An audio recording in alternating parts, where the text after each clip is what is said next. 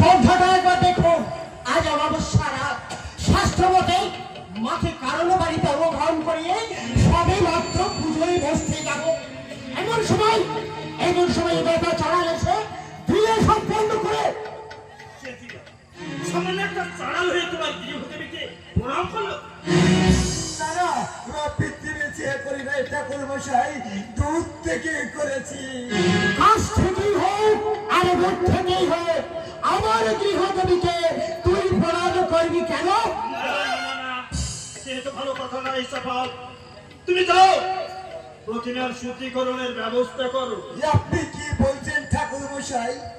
যে মায়ের পা ছুঁলে পাপি তাপি সব করে যায়, তার আমার সত্যি কি শাস্ত্র জ্ঞান দিচ্ছে? শাস্ত্র কি বুঝিস না বেটা? ছোট কিছু বুঝি না ঠাকুর মশাই, তবে এটুকু জানি ছেলের পরিবারে মায়ের জাত যায় না। ব্রাহ্মণকে শাস্ত্র জ্ঞান দিতে আসিস?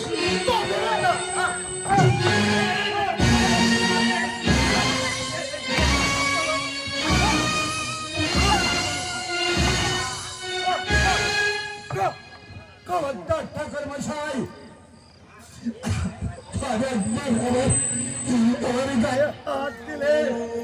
আমি তোমার সামনে বিষ খেয়ে মরবো।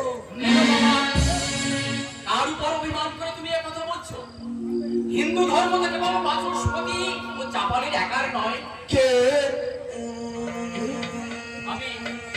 আমি অদ্বৈতাচার্য। এরাই তাই বলছি। জাতিতে ব্রাহ্মণ, কিন্তু এদের মতো অন্ধ। আমি বুঝি জাতি ধর্মের বিধি নিষেধ তুলে যে অগণিত মানুষকে সমাজের প্রতি অস্তিত্ব সাজিয়ে রাখা হয়েছে, তারা এগিয়ে না হলে হিন্দু সমাজের মঙ্গল নেই। ঠাকুর মশাই, অমন করে তাকিয়ে দেখছি কি? দিন আসবে, যদি শাস্ত্র সত্যি হয়, যদি পুরাণ সত্যি হয়, তাহলে তোমার মতো অস্তিত্বদের হাতে পূজার অধিকার তুলে দিতে বৈকুণ্ঠ থেকে তাকে আসতেই হবে, তাকে আসতেই হবে, তাকে আসতেই হবে। সত্যি বলছেন ঠাকুর মশাই। আমার যে বড় ইচ্ছে ওই বিগ্রহের পায়ে একবার হাত দিই, সে ইচ্ছে কি আমার জীবনের মিটবে ঠাকুর মশাই? নিশ্চয়ই মিটবে, নিশ্চয়ই মিটবে। এসো, এসো, আমার পাশে এসে একটু দাঁড়াও তো বাবা। হ্যাঁ এসো, হ্যাঁ আস্তে আস্তে এসো, হ্যাঁ এইখানে দাঁড়াও, আমার পাশে দাঁড়াও, ঠাকুর মশাই, আমার পাশে দাঁড়াও। তোমার তোমার চোখের কান আর তোমার দেহের রক্ত আর আমার শাস্ত্রকে সব কিছু মিলে মিলে একাকার হয়ে যান। দেখি ওই কুক্ষেতার আসন করে কিনা। হ্যাঁ,